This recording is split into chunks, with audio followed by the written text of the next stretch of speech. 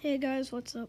And I'm going to be reacting to CBS Sports Superlative Awards. So it's basically just awards that aren't like MVP, like regular awards. So let's just get right into it. And the first was Most Improved Player and Season. So during the season, who improved the most? And Jason Tatum won that one. I really think that is true. I think he really found out how to be a leader with Kyrie Irving gone, and that's really the biggest step for him.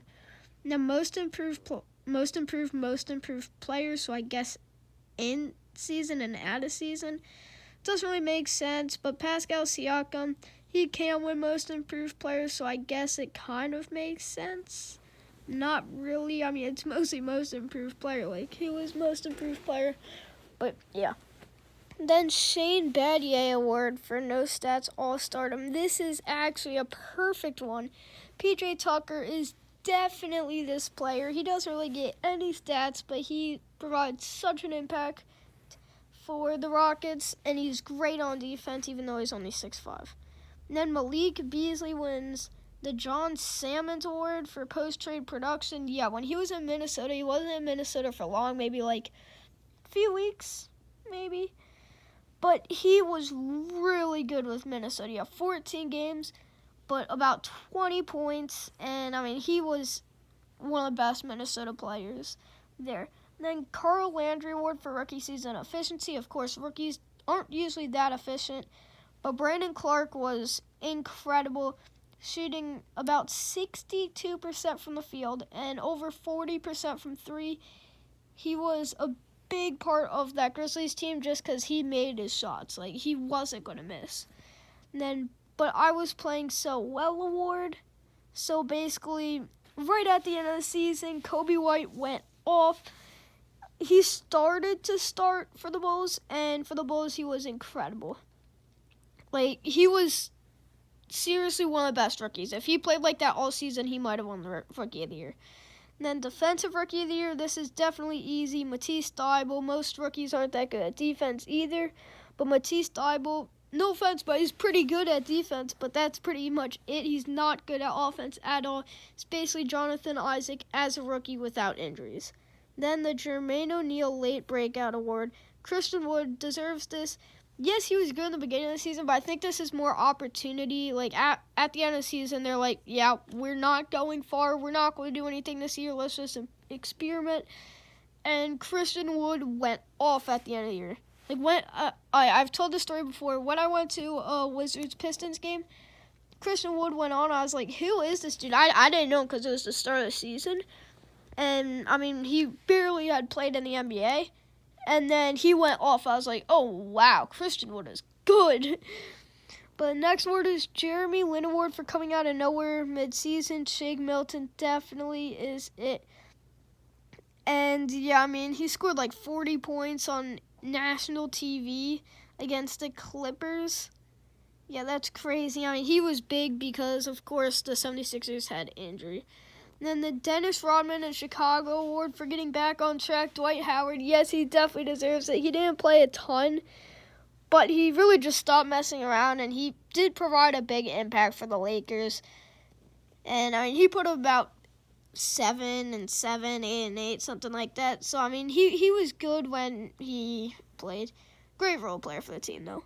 Then the Look What I Did When I Was Healthy Award, Jonathan Isaac. I feel like that's been basically his whole career except Best Defensive Player When I'm Healthy Award.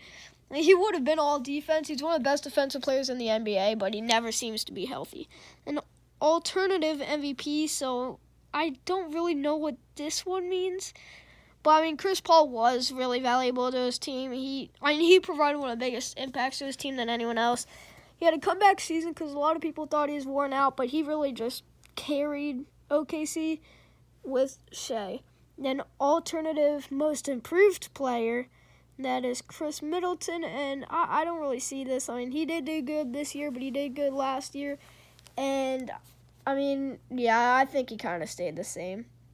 And then alternative rookie of the year, and that was Terrence Davis. I mean, he did provide a really big impact for the Raptors. Don't know if the Raptors would have been this good. But one of the best stories in the NBA, I mean, him, Duncan Robinson, probably Jimmy Butler, Isaiah Thomas, at least before he fell off the Celtics. Be one of the best stories in the NBA. Then alternative defensive player of the year, Robert Covington and PJ Tucker. I mean, definitely PJ Tucker, but Robert Covington, he played pretty good defense when he was with Houston. PJ Tucker is a brick wall. Then, before I go to the next one, that's why they traded Clint Capella, because PJ Tucker, he's tiny, but he is a brick wall.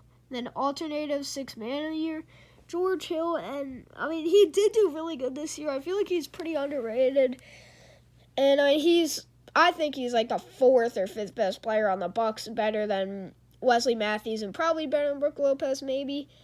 But yeah, George Hill, he's really good. Dante DiVincenzo, also sixth man of the year for the Bucks. Then alternative coach of the year, Rick Carlisle, and yes, this makes sense. They had like the best offensive rating in the NBA history. Yes, they did have Luka Doncic, but he coached Luka Doncic where they could do that. An alternative executive of the year, David Griffin. He traded Anthony Davis, but he got back a big haul for that. He got, of course he drafted Zion, but he also got Brandon Ingram, Lonzo, Josh Hart, a couple picks. I'm pretty sure Jackson Hayes was included in that trade, or at least that pick. And then last thing, alternative All-NBA first team, John Morant, Shea, Davis Bertans, and Bam. It's a bonus. I guess people that just aren't appreciated. John Morant, maybe. I think he should be all-rookie first team, clearly. And Shea, yes, this makes sense. No one really talks about him. And if the guards weren't this good, he could definitely be in it, probably in a couple years. Davis Bertans, as a Wizards fan, this makes me incredibly happy. Yes, he was one of the most underrated players this year, I think. That was award, MUP, most underrated player, Davis Bertans would be in it. Because no one talked about him. Yes, he was injured, but he was one of the best shooters of all time. Arguably the best shooting season by forward of all time this year. Then Bam Adebayo and Sabonis, truly I'd switch it up, but it doesn't really matter. Sabonis, he had a pretty good season with the Pacers, and Bam, definitely a great season with the Heat, and I think that he will get the third team All-NBA. I think he deserves it, and I think he'll get it. But yeah, guys, that's the CBS Sports Superlative Awards. Check out their actual thing and their descriptions if you want to. And yeah, guys, thanks for watching. Be healthy, wash your hands and all that stuff. Make sure you stay safe, and peace.